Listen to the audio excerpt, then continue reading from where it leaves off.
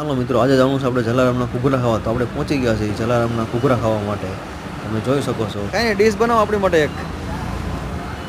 આપણે માટે એક ડીશ બનાવો છે. એમાં ચટણી નાખી છે, ખાટી મીઠી ચટણી નાખી છે, તીખી ચટણી નાખી છે અને સેવ ભભરાવીને આપણે ડીશ આપી છે. તમે જોઈ શકો છો. ડીશનો ભાવ તમારે સાહેબ 40 રૂપિયા. કેટલા ટાઈમથી તમે અહીંયા દુકાન હાલે છે? કેટલા?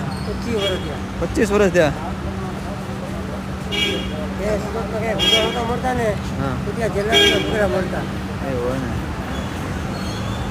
તમારી બીજી કોઈ શાખા દુકાન ઉત્તરાયણમાં? મનીષા ગરનાળા પાસે.